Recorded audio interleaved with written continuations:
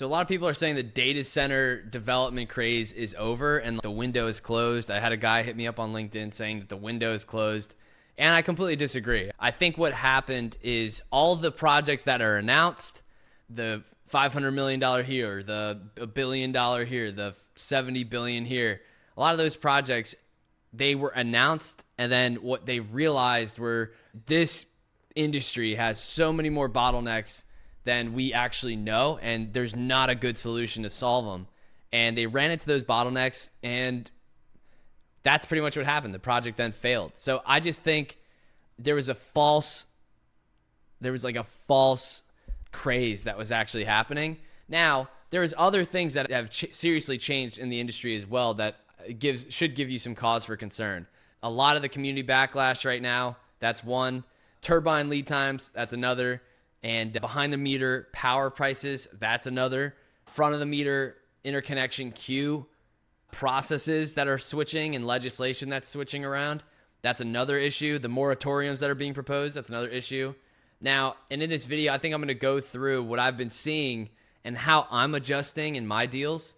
If you're a developer that's out there, or if you are just doing deals out there, you can position yourself to make sure that you're still winning. Let's just roll through a couple of the bottlenecks that we're still seeing. So number one, I think the number one is front of the meter versus behind the meter. This is obviously power. And if you don't know, if you're new here, front of the meter power is pretty much from the grid. So your site connects to the grid and you draw power from the grid. Now, there's a whole process, interconnection queue, depending on who the grid controller is, but usually there's a grid controller and there's a transmission operator, the TO. And the TO is usually your local utility, the electrical utility that's actually selling you the power. And so what you do in front of the meter, you're actually entering into a power purchase agreement or any kind of energy services agreement with the actual utility. They have different names for them, but the utility is the one that's selling you the power. The meter is technically, in this case, the utility.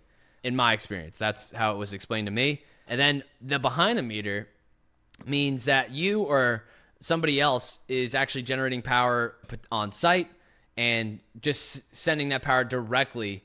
That's not including the utility whatsoever. It's sending that power directly into your facility, your site.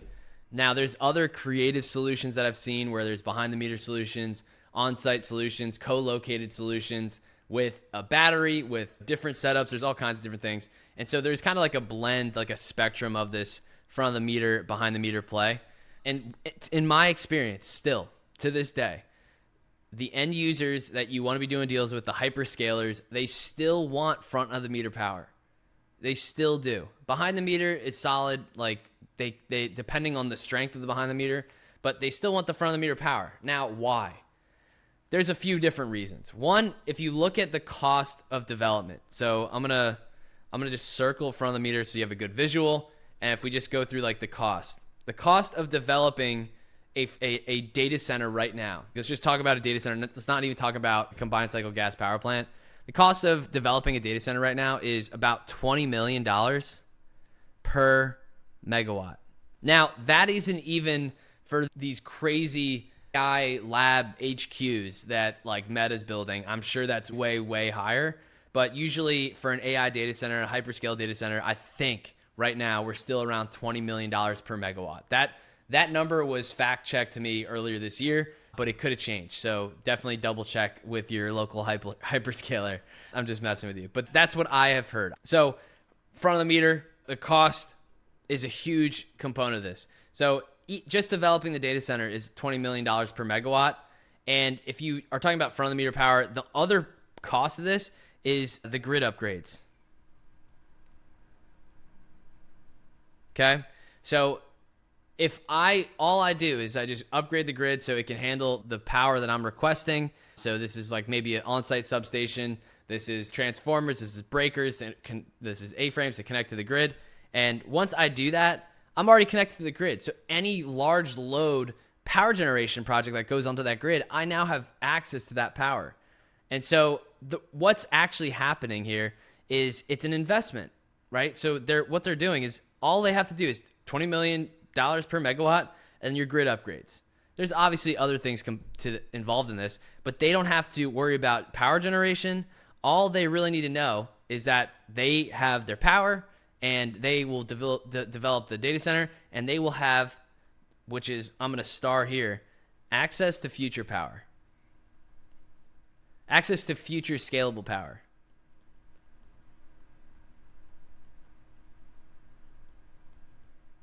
So, like the front of the meter solution, if you look at it, they're just connecting to a grid. And now if a power plant comes online and the utility decides to build that power plant and another power plant and another power plant, the grid now has access to 3 more power plants.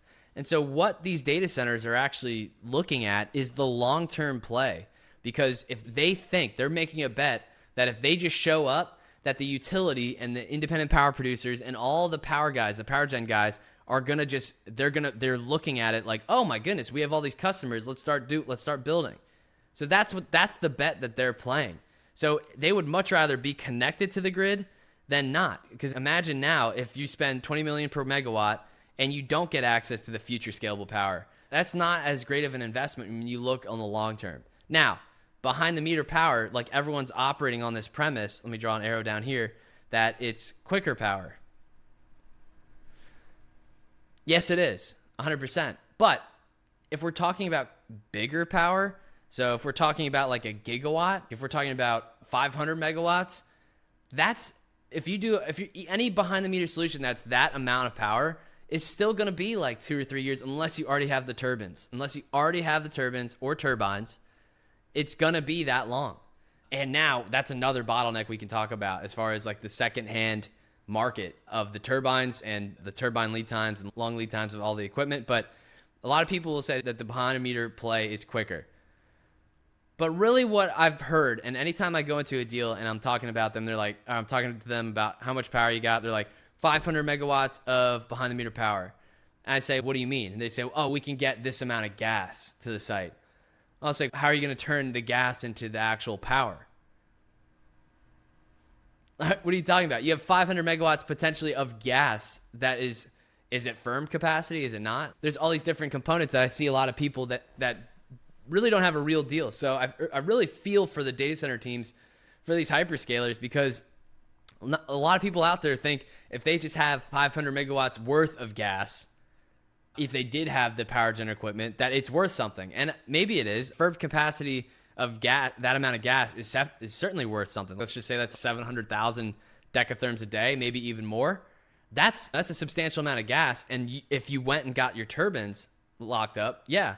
But now let's look at the cost of behind the meter, because this is a huge component of front of the meter versus behind the meter. The cost of behind the meter solutions. Right now, for a 20 megawatt turbine, it's 20 million. It's about $1 million per megawatt. For the main brands, Baker Hughes, GE, Siemens, those main brands, it's about that. Maybe not Baker Hughes. I would say Siemens and GE for sure. I had a deal, 6 used GE TM2500s, and it was way above $1 million per megawatt, way above it. So I'll just say, let's just go $1 million per megawatt on these. Now, if you're already developing the data center, so the data center cost is already still going to be $20 million per megawatt. Now, if you want to add megawatts to this, let's just say it's $1 million per megawatt that you want to have at that data center for the power side. So if you want 500 megawatts of power, it's going to be an extra 500 million. And then you have 500 million for just the power, and then add in the 20 million per megawatt for the actual data center. It's a couple billion right there. So also, and you're spending a couple billion to not have access to scalable power. So like everybody that's talking about behind the meter this, behind the meter that, they're going to need to do this, they're going to need to do that. No, they're not. They will not. They would only do the behind the meter play if it was substantially quicker in that particular area, and they could still get the grid power. And they would do the behind the meter first, and then they would get the grid power after that. And now this is the actual play, because a lot of these hyperscale data centers, they will start, even if it's a gigawatt campus, they will probably start at 100 megawatts. They'll go up to 150. They'll go to 200. They'll go to 300, and then they'll continue to ramp up. So everything kind of ramps. So there's a ramp time, because oftentimes a lot of these hyperscalers, they have to build out, and building is an issue as well. So that's the front of the meter, behind the meter issue. Okay. They still want front of the meter. I'll say that. And behind the meter, it only works if you still have that connectivity to the grid. You got to make sure you have that connectivity to the grid. So if you have the behind the meter solution, still start the grid interconnection process. If you do that, you're in a good spot. Now, that leads me to point number 2, the grid interconnection process.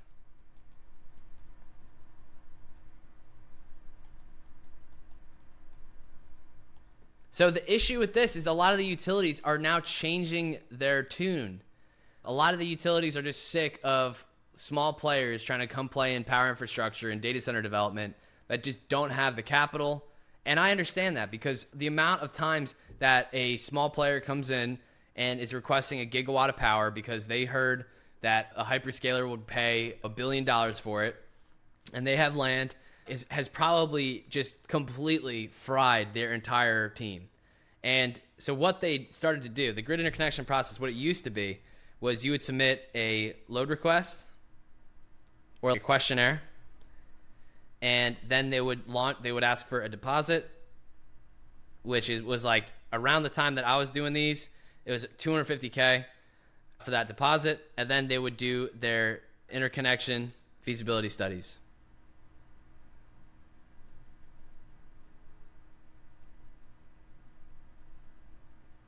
So these include, they'll do like a power flow study, because remember, the grid is like a living thing. I'll erase this. The grid's like a living thing. So if you are adding a user to it, you need to learn how the flow of the grid will get impacted by that user. They need to figure out like a solution to actually get you the amount of power that you need on that grid. They also need to source the power. So they need to figure out a way to get you the actual amount of power that they can get. They also need to take into account the amount of like the actual equipment and the infrastructure that they currently have. So all that happens in that interconnection feasibility study. There's way more than just that. But when they do that, what they give you back is they give you the power, the cost of the power, and they give you the ramp of that power. There's more, obviously, but the power is like the max amount of power that they can give you. So let's just say 500 megawatts. And then they give you the cost of the power. The cost of the power is the cost of the upgrades, but then they'll also give you the price per megawatt, depending on the utility and how they actually will price it. Price per kilowatt, they'll do a million different things. So when they give you the cost of the upgrades, that is the number that a lot of these hyperscalers really want up here, the grid upgrades, okay? So the cost of power, that's very interesting, because this usually says this is literally do or die for a data center deal. When you get the cost of the grid upgrades, it's because they can sometimes be like 10 million, 5 million, 2 million, 6 million, or I've seen 150 million, 200 million, 230 million. And if that cost is too high, like your project's dead, because they just cannot profitably get power to that site without that. They can't get that amount of power to the site where you can be profitable. But the real question is, who actually pays for the cost of the upgrades? And that's what's changed. So at the very beginning of this data center craze, the cost of some utilities, the cost of these upgrades would actually go into your PPA. They would go into your power purchase agreement over the amount of times of that agreement. So they would pretty much just put it on whatever the PPA terms are. That used to be how it was for an end user, a large load end user. Obviously, that does not play for the scale of what these utilities are having to do, because then the utility has to put 50 million up, 30 million up. They have to get all this capital and put it up for every single project and then get their recoups on the actual PPA. So what they started to do was to ward off all the smaller developers is they would put the cost of upgrades up front. So as soon as in the feasibility study, As soon as they figured out the cost of the upgrades, they would change their format around. I think they still do this deposit. I don't know if it's still 250K or if it's probably more. It probably is more. But then they'll change it, so they'll give you the cost of the actual upgrades first, and they expect you to pay that up front to keep going. And I don't know if all utilities are doing this. Some of the utilities in the most hot areas have started to do this. And now, I'm speaking broadly, right? So if you're in an area where a utility does it differently and it's a hot area, don't write a mean comment below. Just comment below and explain how your process has been going. But this is what I've seen. And so this cost up front now that the end user has to pay for, and I think in Texas, there's a certain exclusion, but otherwise the end users have to pay for it. This has really slowed down a lot of developers, because for a hyperscaler to actually buy a site, they need the power to be true. They need a power story. And the power story needs to be, if it's a grid interconnection process, it needs to be almost completed where they have an interconnection agreement or they have a power purchase agreement. That piece of paper is really what they need. Buying projects that are along in that, but they don't have it, you don't get a true powered land valuation. So these costs of the grid upgrades switch up was a huge blow to all the developers in the industry, besides the colos, the main colos, the private equity firms, Wall Street, the big developers, and the hyperscalers. Because also, I'll say this, the utilities don't really want to deal with a developer because they don't want to develop the site and then the end user come in and buy it, and then they have to then deal with the end user. They would rather just deal with the end user directly because they have better pricing power with them, and they can negotiate a deal, a more creative deal structure with that end user. They don't want to do all this work, be on the hook for these upgrades, and then the developer not be able to sell it, go bust, or not have an end user for it, and then the project shuts down. Because you saw a lot of these projects failed. The utilities, most of those utilities, I bet if you checked a lot of their financials, a lot of these utilities would have been taking losses on this. So that's another bottleneck that I'm seeing, the grid interconnection process. So how to solve this, I'm not really sure, because if you want to actually have a data center project, the front of the meter process is so important, and you almost need to have a hyperscaler in your back pocket to be able to do these deals and have a deal structure with the hyperscaler where you could then, right when you get to a certain point, the hyperscaler says, yep, we'll take this, let's go.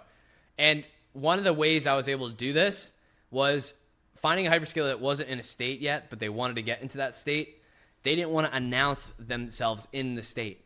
They wanted to have all the work done so they could have a site, and then once the site got to a certain point, that's when they would come in. I thought this was a very clever strategy because I was able to actually get this process along as far as I possibly could without them being involved and still having the assurances that I had my end user.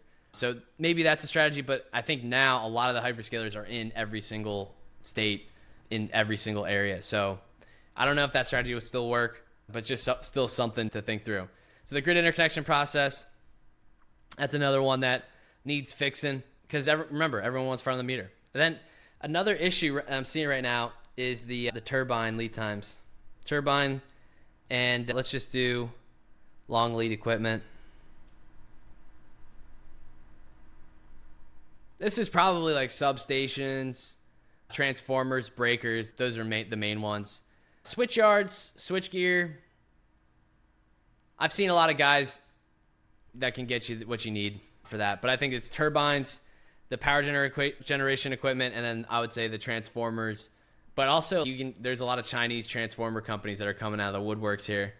So I would say it's more turbines, like good transformers that you can actually use in your grid from the US, and breakers. That was it. Sorry, I blanked on that.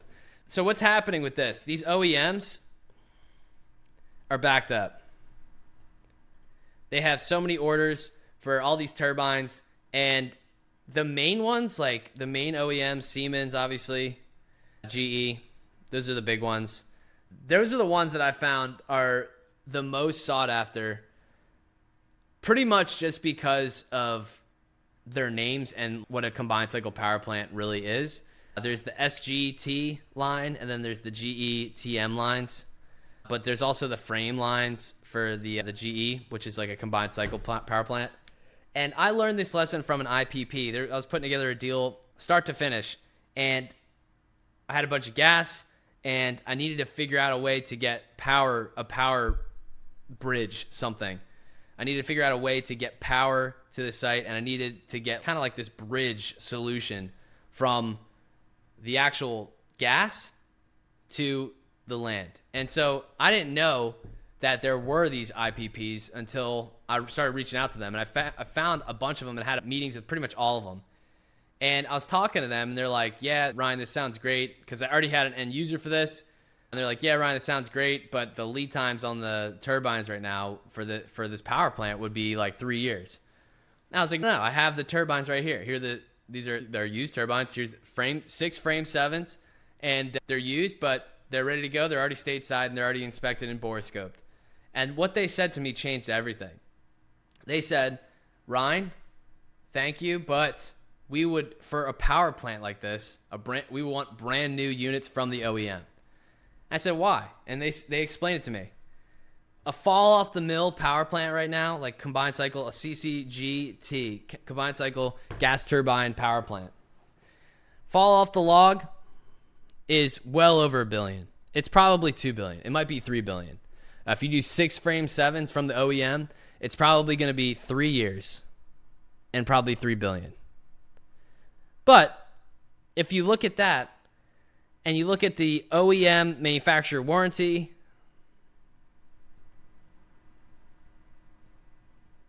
and you look at these are brand new units, we're not relying on any engineers, we're not relying on any third-party borescopes on this, like this is going to be good.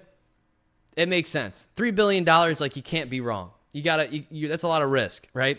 So what they were saying is they want that OEM manufactured warranty, and that's the thing that kept them off of that deal. So what's happening, the secondhand turbine market, it's good for bridging power. But the turbine game, it's really just companies that are currently renting power that want to try and buy it. So the biggest and the best units that I've seen go from the secondhand turbine market are the GE TM 2500s. These units, GE TM 2500s, a lot of companies will be renting these units and renting power from the units. They'll be buying power and they'll rent these units on site, and then they wanted to buy these secondhand units because they wanted to stop paying for rental power and they just wanted to own the units entirely. So that's pretty much why I saw that. But everything else has been like secondhand turbines, recips, and then pretty much the only play that I think that's actually worth pursuing in this space are the OEM's manufacturing slots. So what happens is the OEMs will first send slots to their best customers, and the manufacturing slot is pretty much just like this unit will be manufactured at this time after this unit. And so you can actually trade those slots. And anytime a project gets canceled, the slots become available, and it's just like a crazy, like bananas jungle to try to get those slots. The best play is to be looking at for these manufacturing slots and to be constantly trying to get earlier slots, because that just means you're going to be able to manufacture quicker. That's the issue with the turbines, the long lead equipment. As far as transformers go, there's a lot of Chinese companies that are trying to sell into the United States with their Chinese core transformers. Everyone's like, I got a guy that can get these. What I found is a lot of the transformers, a lot of the utilities won't use those transformers from China. It's part of national security. I didn't know that, but a lot of the transformers, like, you got to be careful about where they're manufacturing, and you got to be on the approved. I think there's an approved vendors list, an approved manufacturers list that a lot of these utilities and grid operators actually keep. So just be careful about that. So just approved OEMs list. I would just write that down. So now, like, if you look at these larger projects, they want front of the meter power for the reasons that I explained. The grid interconnection process is super long. The long lead equipment is a huge bottleneck. And it's also a huge bottleneck for the behind the meter solution. There's a lot that's wrong with the current data center market. And this doesn't even take into account the current community. So the community, this is one thing that we have solved. So a lot of the communities are just, they do not want a data center in their backyard. And depending on where it is, I agree with them. If it's truly in your backyard, I don't want to hear buzzing all night long, and I don't want to hear a combined cycle power plant. I don't want my value of property to be devalued. That's probably the big one. I don't want this one to pop up, and I don't want another one just to pop up next to it, because they usually will go in clusters. So I understand that. And I also don't want somebody to be making life-changing money in my backyard if I'm not going to get compensated at all for it. Wink. So what we've been able to do is a community benefit agreement, a CBA. This is not new. This has been around since developers have been developing, and it's the goal of this is to offset some of the costs that comes with the development to the community. And so this CBA can be structured in a myriad of different ways, and I've seen it done in a few other ways. We've actually done it with a few hyperscalers, and the projects that the actual townships will be able to complete with a CBA, it's substantial. It's substantial. Because this is truly what I think about it. AI is not going away. These data centers are only going to pop up again and again. Once your township supervisors and your municipal supervisors, the term is up and they're out and there's a new shift in there, that project that died will come back to life from another developer. And who's to say that amount of those supervisors won't pass it? Because AI demand is going to continue to rise. Everyone's using it. Everyone's going to continue to use it. Businesses are using it. Everybody's using it. And the data centers have to exist. The compute power has to exist. The power generation has to exist. The infrastructure has to exist. And all you're doing when you say no to a data center in your community is delaying potential income for your community. If you were actually going to get compensated and your community was going to get compensated for the data center and you negotiated it now, you would be able to actually receive more money and more income from that data center. I'm not saying personal income. I'm saying your township income from that data center than pretty much anybody. And here's the thing. If you did it now versus later when like the government mandates that you have to let data centers be developed, if you did it now, you would get a substantial more money because you have way more leverage now. A lot of these projects, they just are not going through because of the community. I think it's the developers' fault. The developers are not approaching the community and having a collaborative conversation. I think that's a lot of the developers' fault. But the way to solve that is the community benefit agreement. You have to get the township on board with a data center and be understanding of like where they want the data center and what their concerns are 100%. But also explain to them like the benefits of the CBA. I think that's very important, and be able to negotiate a good one. If you're a township or if you're a person watching this and they're trying to develop one in your township, this is something you should bring up to your township meeting. So those are all of them. And I think they're not all of them, by the way, but those are the main ones.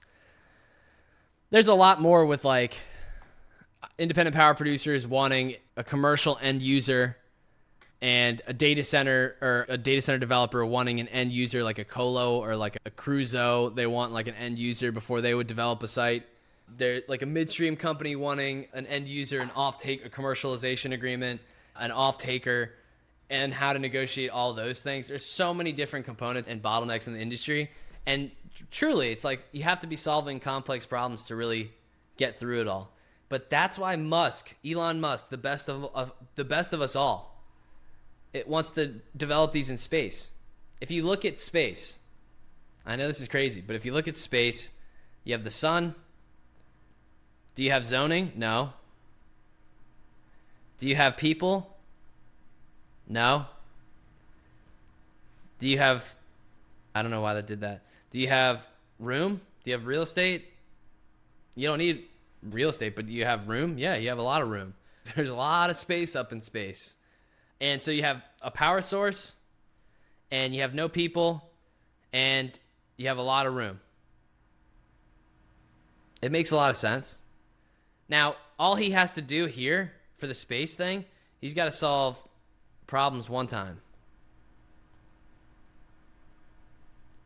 Down here, he's got to solve problems a million times. And he's got to do it over and over again. And they're super expensive. I think that's why he's looking at solving problems in space as, because he already has SpaceX. I think he's just looking at this as his competitive advantage.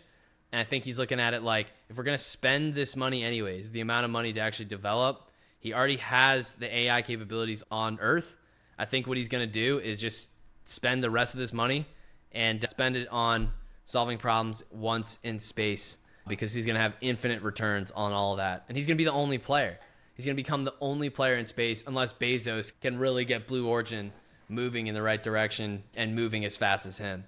But the thing about Bezos, he has AWS, and AWS has a lot of capacity as far as data center sites. So I would think Bezos would be the only one that would be able to compete.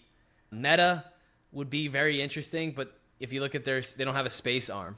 So it's really like Musk versus Bezos on this. And then you got Dario from Anthropic, but like I don't see them ever making a play at infrastructure. I don't know. So what I'm thinking is, will it go to space? I think so. But I'd be super curious about like the ocean first. I'd be really curious about the ocean first. But water and technology usually doesn't bode well. But anyways, this is a long video. I just want to get my thoughts out there. So I hope you guys enjoyed it. Make sure you comment, subscribe. My name is Ryan Ogren. And yeah, I'll do more of these videos. All right, see ya.